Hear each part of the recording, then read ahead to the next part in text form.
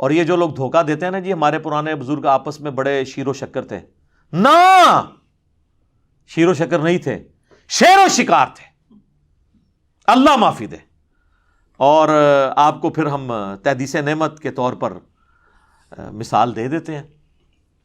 ایک تو آپ کو تازہ مثال میں نے تھوڑی دیر پہلے بھی دی کہ دیوبندیوں کی اذان، چونکہ دیوبندی اور اہل حدیث ان کو کمبائنڈ وہابی کہا جاتا ہے بریلویوں کے نزدیک، ان کی اذان پہ کہا بابا جی نے چھوڑ دو انہاں دی اذان دا کیڑا احترام ہے، تے سورہ دے سور نے کہنا انہاں بڑیاں دے اخلاص منگو تو بڑے بڑے لوگ ان گداواں نو خیر پا ہی دیں گے۔ چلو جی چلیے، او بھابیاں دی اذان اے دا کیڑا ادب ہے، اے تے سور دے سور ہیں۔ چلو چلیے،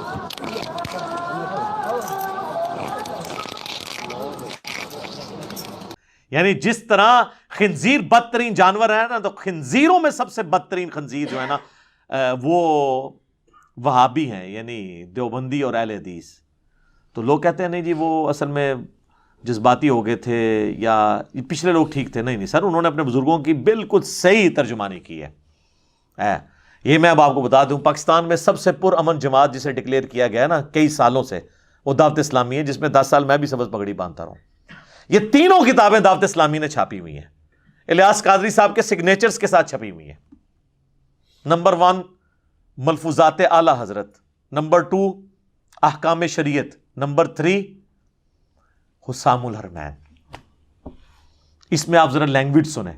پہلے آ جائے ملفوظات شریف، اعلی حضرت کے ملفوظات ان کے بیٹے نے جمع کیے، جن کی نعت ہے تو شمع رسالت ہے عالم تیرا پروانہ، مصطفیٰ رضا خان نوری، مفتی اعظم ہند، 1981 میں فوت ہوئے ہیں۔ اور پہلا حصہ ایسا ہے کہ جس پہ اعلی حضرت نے خود اسے پڑھا ہے، اس پہ ربائی لکھی ہے، اور اسی پہلے حصے میں یہ بات موجود ہے۔ کوئی یہ بھی نہیں کہتا کہ بیٹے نے لکھا ہے تو باپ کو پتہ ہی نہیں چلا، تو بیٹا پھنس گیا تو مفتی اعظم ہند ہے، پھر کدھر جاؤ گے؟ بار ربائی لکھی ہے اس پہ۔ ملفوظات اعلی حضرت میں سوال ہوا کہ وہابیوں کی جماعت ہو رہی ہو تو الگ سے نماز پڑھیں یا ان کے پیچھے پڑھیں، تو انہوں نے سیدھا جواب دیا، 2 ٹوک، کہ وہابیوں کی نہ نماز ہے، نہ جماعت ہے۔ ہاں جی، نماز ہی کوئی نہیں انہوں نے تھے، پیچھے پڑھو گے تو کتنے ہوئے گی؟ دوسرا سوال ان سے ہوا کہ وہابیوں کی مسجد میں نماز پڑھ سکتے ہیں، اور وہابی اعلی حضرت دیوبند اور اہل حدیث کو کمبائنڈ کہتے ہیں، یہ یاد رکھیے گا۔ تو بڑا سمپل جواب دیا، انہوں نے کہا کفار کی مساجد مثل گھر کے ہیں، سیدھا کفر بولا، کفار کی مساجد۔ تو جس طرح بخاری مسلم میں آتا ہے نا کہ پوری زمین میرے لیے سجدہ گاہ ہے، کہیں پہ بھی نماز پڑھی جا سکتی ہے، تو یہ سمجھ لیں جیسے گھر میں نماز پڑھی ویسے ہی جو ہے نا وہ ان کی مساجد پڑھی، یہ کفار کی مساجد ہے، کفار کی مساجد، اندازہ کریں۔ اور تیسرا سوال ہوا کہ وہابیوں کی اذان، تو انہوں نے کہا کہ ان کی اذان بھی نماز اور جماعت کی طرح باطل ہے۔ ویسے تیسرا سوال کرنا بنتا ہی نہیں تھا، جب پہلے 2 سوال بھی فارغ ہو گیا تو اذان بھی کی کیا مطلب حیثیت رہ جانی تھی۔ کہا ان کی البتہ جب اللہ کا نام آئے تو جل جلالہ یا عز وجل اور نبی الاسلام کے مبارک نام پر صلی اللہ علیہ وآلہ وسلم آپ کہہ لیں، بس یہ آپ کر لیں، وہ احترام دے دیں، ادروائز کوئی نہیں۔ اور سر یہ تھا جو احکام شریعت میں انہوں نے جتنا اوریاں فتویٰ دیا ہے کھول کے۔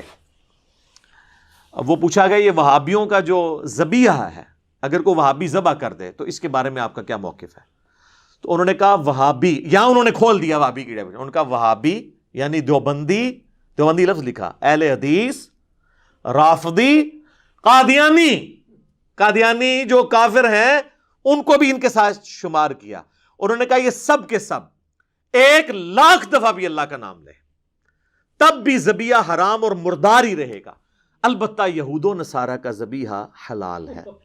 جی میرے پہ یہ الزام لگاتے ہیں کہ یہ انجینئر جو ہے نا وہ قادیانیوں کو کافر تو کہتا ہے لیکن یہود و نصارہ سے بدتر نہیں کہتا۔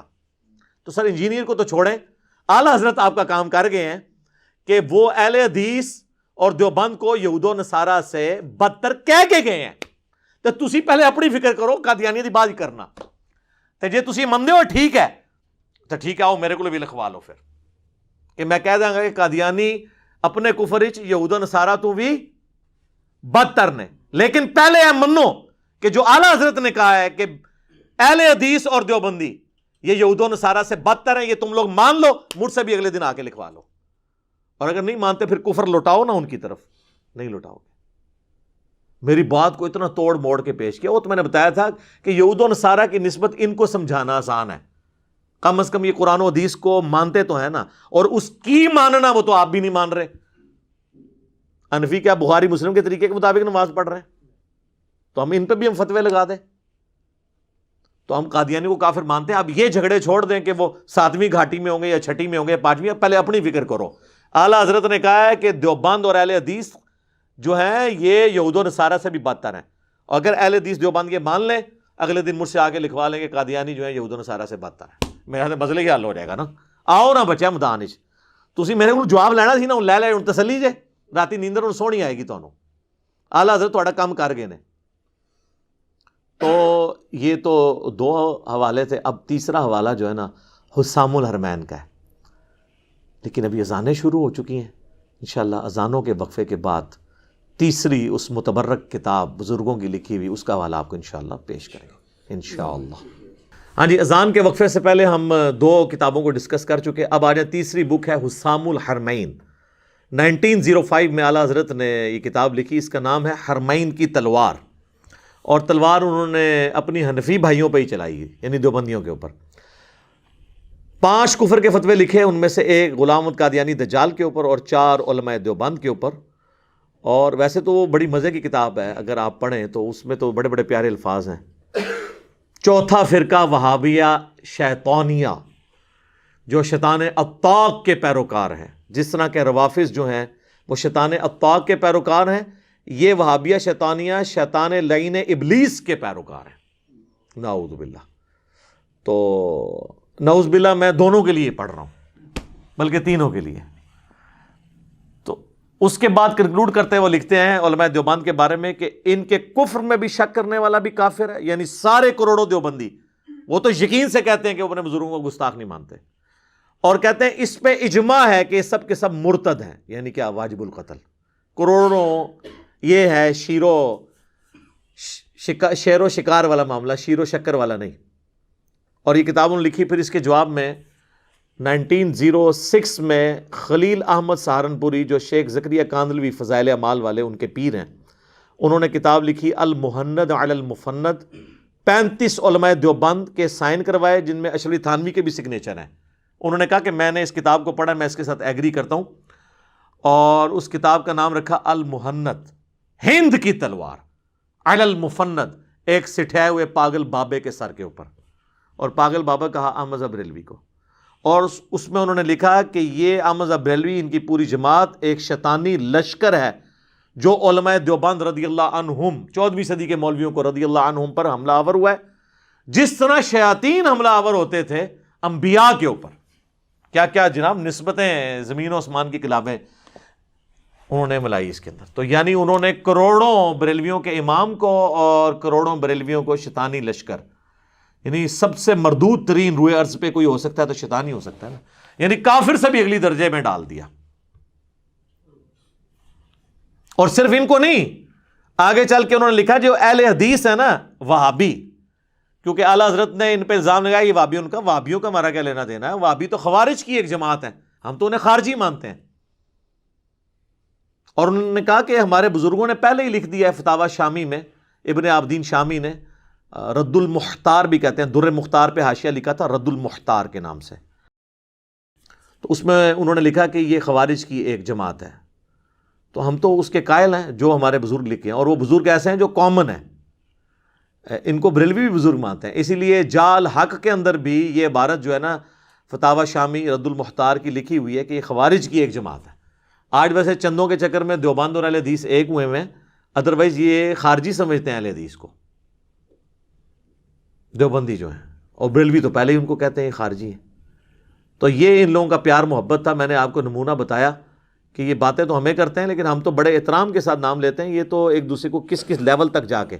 اور جب اہل حدیث کی اگر آپ نے زبان دیکھنی ہے تو وہ آپ کو ویڈیوز میں نظر آ جائے گی، اور البریلویہ کتاب آپ پڑھ کے دیکھ لیں، جس طرح کی علمی لینگویج انورٹڈ کاماز میں انہوں نے استعمال کی ہے بریلویوں کے بارے میں، تو اہل حدیث کی زبان بھی آپ کو پتہ چل جائے گی۔ تو یہ ساری چیزیں میں نے اس لیے نہیں بیان کی ہیں کہ تاکہ میں اختلاف کو بھڑکاؤں، بلکہ میرا مقصد ان چیزوں کو بتا کے روٹ کاز انالیسس کرنا ہے کہ یہ کام پچھلوں نے ڈالا ہے. پچھلوں سے مراد اگلے جو گزر چکے, پچھلے تو ہم ہیں, پہلوں نے ڈالا ہے یعنی اگلوں نے جو اگلے گزر چکے. لہٰذا ان کے پیچھے اپنے منہ پہ چپیڑے مار کے اپنا منہ سرخ نہ کریں. جو طارق جمیل صاحب کہتے ہیں نا کہ جی اپنا چھوڑو نہ کسی کا چھیڑو نہ, بالکل غلط ہے. اپنا پہلے چھوڑو, کیونکہ اپنوں نے بھی کام ڈالا ہوا ہے, اور دوسروں کو بھی تھوڑا تھوڑا چھیڑ کے دیکھو. سب کے پاس کچھ نہ کچھ حق ہے, اسے کمبائنڈ فارم میں ایک جگہ رکھو. جس کی سچ بات ہے اسے سچ کہو, جس کی غلط بات ہے اسے غلط کہو, تو تب حق بات پتہ چلے گی آپ کو. تو اس کے ذریعے ہم حق کو اجاگر کر رہے ہیں. مقصد اختلاف بھڑکانا نہیں, اختلاف ختم کرنا ہے. تو سر جب آپریشن ہوگا پھر تو آپ کو پتہ ہے کہ چیخیں تو نکلتی ہیں. میرا تو کام میں اکثر کہتا ہوں ڈاکٹر سرجن والا ہے.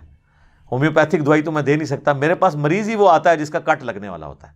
آج تک اپینڈکس کی تکلیف کا علاج ہومیوپیتھک دوائی یا ایلوپیتھک سے نہیں ہوتا, سیدھا چیرا لگتا ہے. آج تک کسی آرتھوپیڈک سرجن کو کسی نے یہ کہا ہے کہ یار تیرے پاس جو بھی بندہ آتا ہے نا اس کی تو چیخیں نکلواتا ہے, وہ کہے گا بھائی ہڈی ٹوٹی ہوتی ہے, میں ایک بار اس کو جب سیدھا کرتا ہوں تو چیخ تو نکلتی ہے, لیکن اس کے بعد اس کی ہڈی میں جوڑتا ہوں سامنے رکھ کے. میں بھی ان کے نظریات کو قرآن و حدیث کے سامنے پیش کرتا ہوں, اس طرح کر کے پھر وہ جوڑتا ہوں ان کو اللہ رسول کے ساتھ. تو ظاہر ہے اس کو سیدھا کرتے وقت چیخیں تو نکلتی ہیں نا, جب اپنے بزرگوں کی غلطیاں ہائی لائٹ ہوتی ہیں. تو مجھے کوئی یہ نہ کہ میں وہ والی دعوت کیوں نہیں کر رہا, اس لیے کہ میرا تو کام ہی ڈاکٹر سرجن والا ہے. انجینئر تو میرا ایک پروفیشن ہے ہی ہے, لیکن ڈاکٹر سرجن والا کام بھی ہے. اس طرح کے گلے شکوے ہم سے نہ کیا کریں کہ ہم اس طرح کی بات کیوں کرتے ہیں. یہ ہماری مجبوری ہے, ہمارے ٹاپکس ایسے ہیں کہ اس میں ہمیں یہ سب کچھ کرنا پڑتا ہے. اور ویسے تو 99 قتل تو انہوں نے بھی کیے ہوئے ہیں, ہم نے تو صرف سینچری مکمل کی ہے.